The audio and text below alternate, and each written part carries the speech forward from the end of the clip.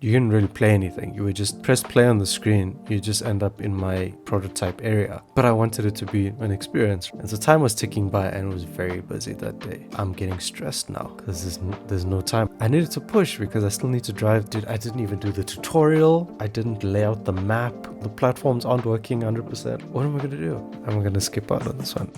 Hey dudes, how's it going? Hope everyone's doing well. Welcome back.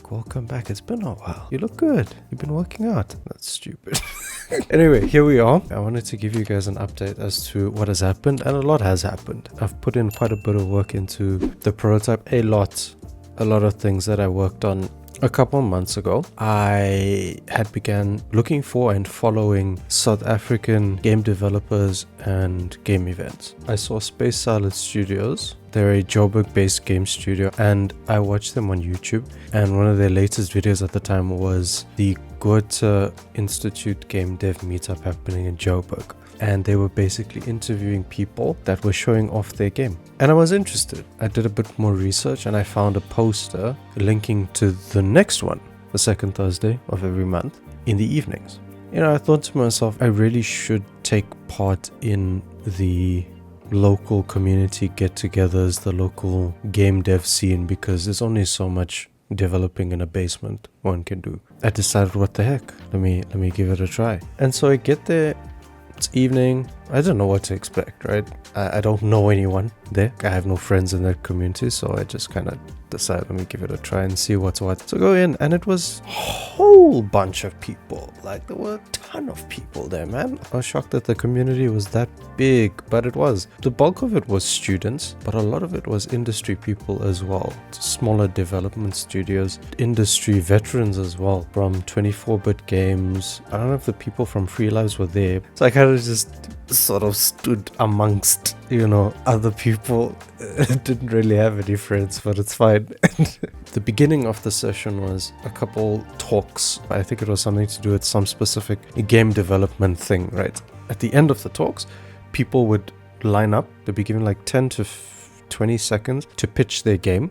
After the pitching, people would move to a separate area, a separate room, where the developers would plug in their laptops and kind of set up a demo for their game and test it out, give you feedback and stuff like that. It was so nice. I lost track of time. I completely lost track of time. I was having so much fun playing other people's games and finally given the chance to share something that I have a deep passion about with other people, because it's something I didn't really have. My degree had a lot of computer scientists in it. You wouldn't really expect them to be the most creative people in that degree, and my day-to-day work, it's in a corporate environment. And so I got into some cool conversations. I was so surprised at how open they were to feedback. It was so refreshing. I don't know, they're just such cool people. It's such a nice vibe. I walked out of that session thinking, I should bring my game. I wanted to give them an experience. I wanted to give them an idea as to what they could expect from a finalized game. I didn't want to give them engineering art. I didn't want to give them prototype art. So how was I going to do the tutorial stuff? I needed to think about what the map would look like. I needed to think about all this. I fine-tuned things like the jump height, the lunges. I added a fade in, so when you drop into the game, I'm not using a traditional camera on player setup. The camera is separate from the player. When you press play on the game, there is no player yet for like a split second, because the game has to create the player, right? And so the camera is kind of at the center of the map, and as soon as the player comes in and the camera moves, you see that when you press play. So I added a fade in so that you kind of don't see that. I went in and added sound effects. That's your running and your attack, and I even added grunting noises. I added jump sounds. I added environment noises, trying to nail down the ambience that I wanted.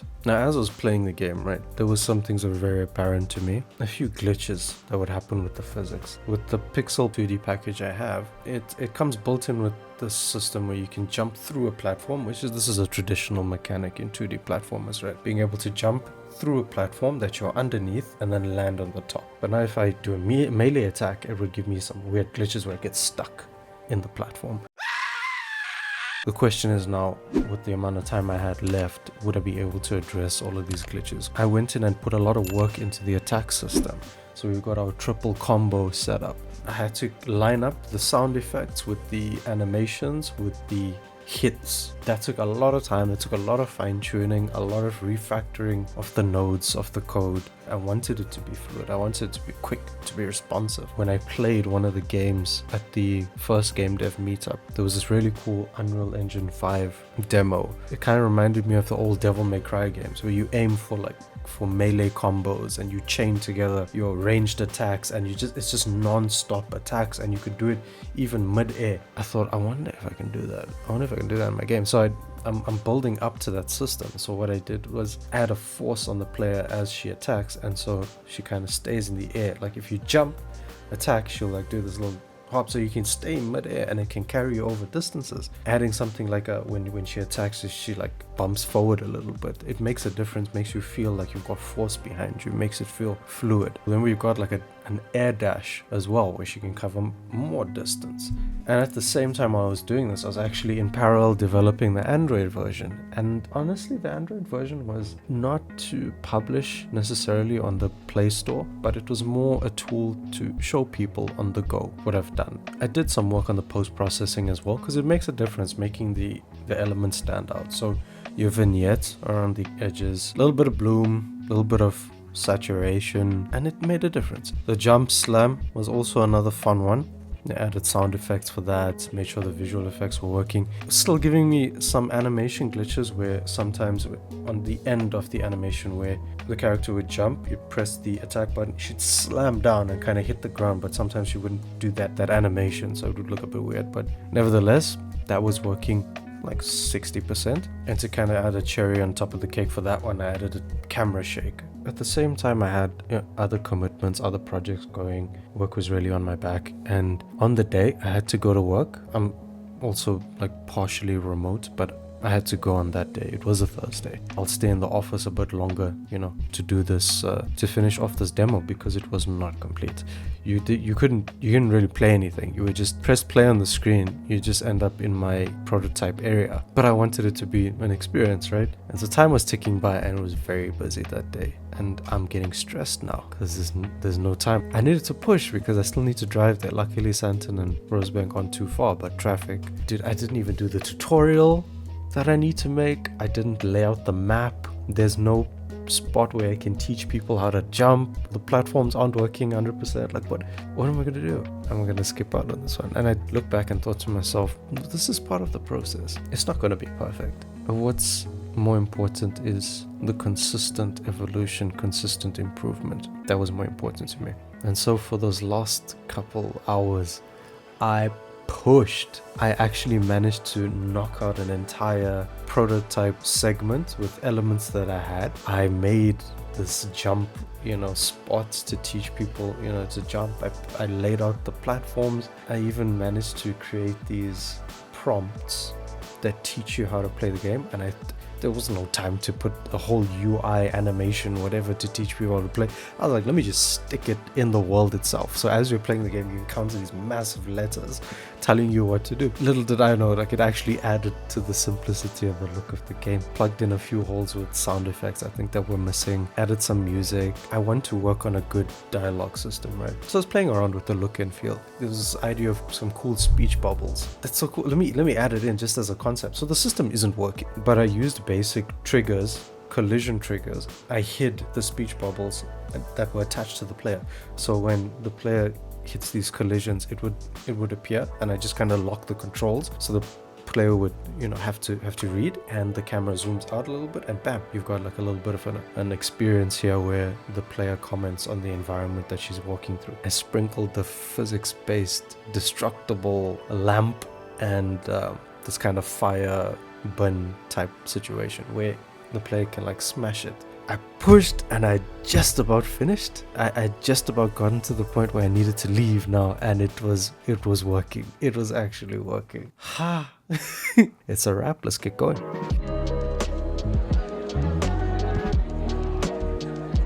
Now it was really setting in, right? You put so much work into this piece of art. It's scary for someone else to critique it. That's why in the beginning artists are reluctant to kind of share their their artworks. It's not just someone taking a stab at your work, they're taking a stab at you, because you end up pouring so much of yourself into it. People were giving some talks, community news, any new developments, stuff like that.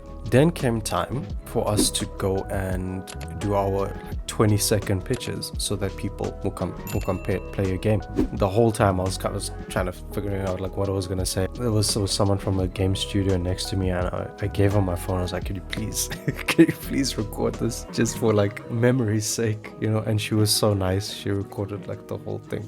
Got up to the line of people in front of me were giving their quick pitches, and they were such cool games. My goodness, I'm thinking to myself, I'm just working on like this this basic ass 2D platformer. People are coming with their like 3D passion projects here, and the line got shorter. My heartbeat got faster.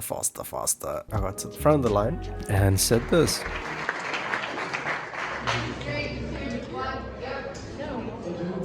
Working on a side-scrolling platform.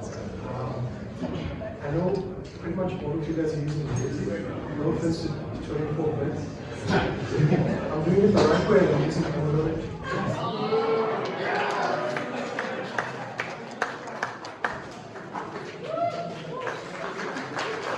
I totally didn't use the entire trip to the institute to come up with that one. Social anxiety.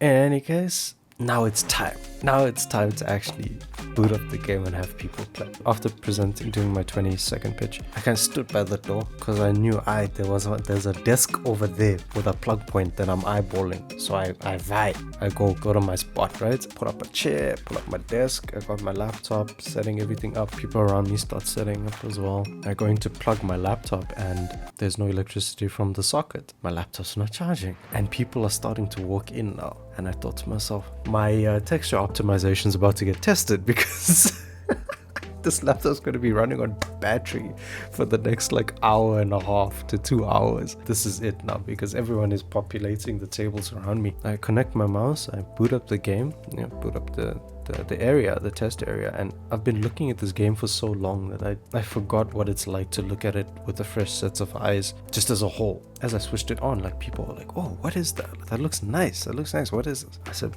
"Please, if you're gonna give it a try, please." My first person sat down. I explained the controls. I explained what I'm hoping to achieve, and I was so enthusiastic. I had my phone out, to take notes. I was so excited, but at the same time, very, very worried. There's 1,000,001 ways to break this game, and only a few to make it work. So they started playing the game. First problem, there was an intermittent stutter because the laptop was not plugged in.